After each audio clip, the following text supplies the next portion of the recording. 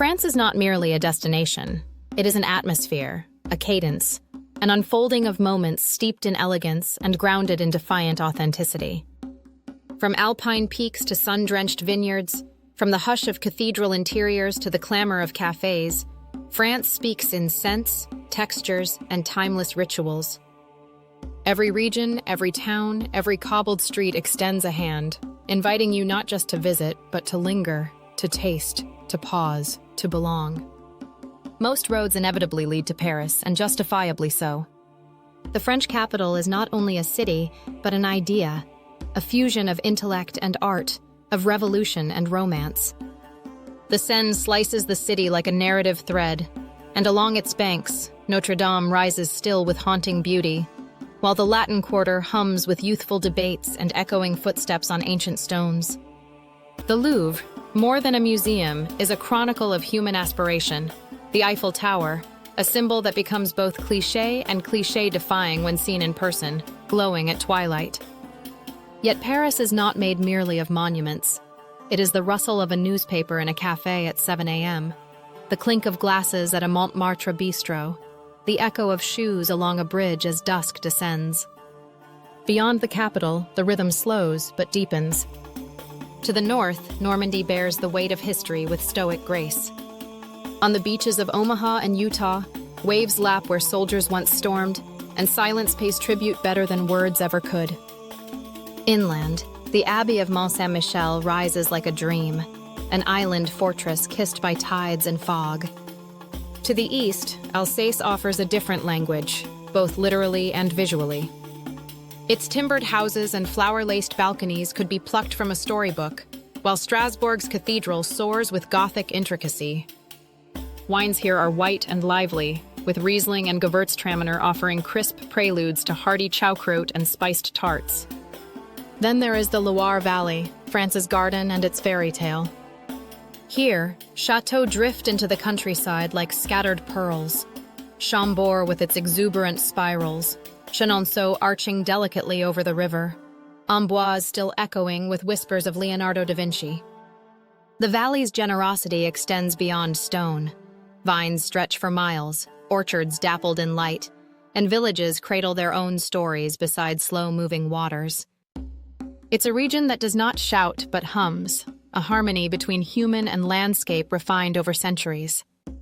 To the west, Brittany stands apart, wind-whipped, wild, and proud. Its coastline is jagged with pink granite and fierce waves, while stone chapels stand stubborn among windswept heath. The Breton soul is one of independence and depth. Crepes sizzling on cast iron, cider poured from ceramic jugs, and myths of druids and Arthurian ghosts lend this region a mystique as ancient as it is untamed. Just south, the Atlantic hugs the salt marshes of the Vendée and the golden sands of La Rochelle. Here, France feels oceanic, open to the world and yet deeply anchored in its maritime roots. And then comes the south, arguably France at its most intoxicating. Provence breathes lavender and thyme. In summer, its fields turn violet beneath a sun that gilds stone villages and Roman ruins alike. The light here, famously hunted by Van Gogh and Cézanne, is not just visual, it is atmospheric. Markets burst with olives and figs, rosé chills in ceramic pitchers, and shutters close against the afternoon heat in a ritual as old as the architecture itself. The Côte d'Azur, glittering from Nice to Saint-Tropez, seduces with its dazzling palette. Azure seas, white sails, lemon trees, and golden beaches. Yet even amid the glamour, one can still find simple pleasures. A pétanque match beneath plane trees, a local festival, a quiet cove where the Mediterranean sighs gently against pebbles.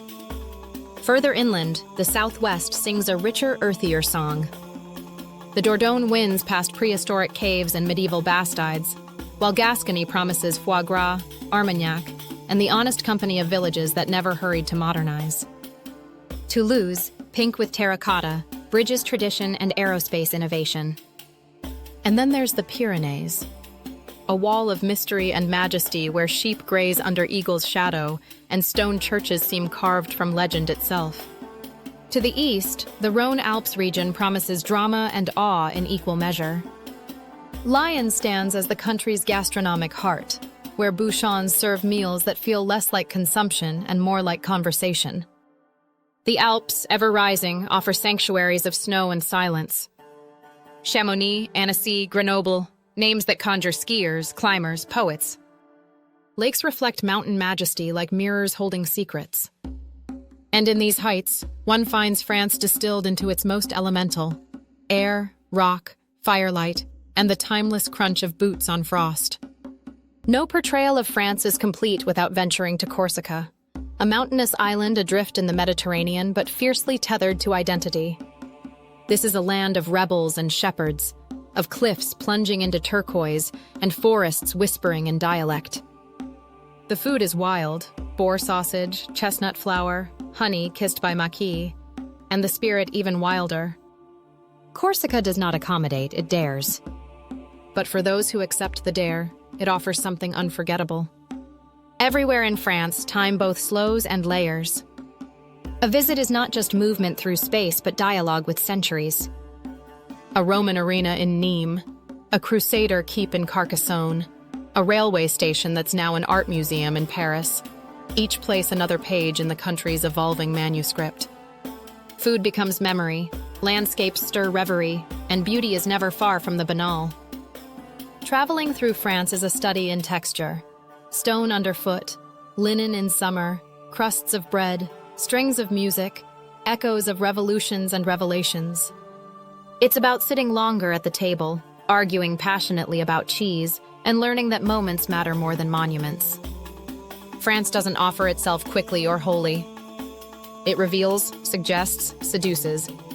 And for those willing to meet it on its terms, with attentiveness and curiosity, it becomes not just a destination, but a philosophy of presence.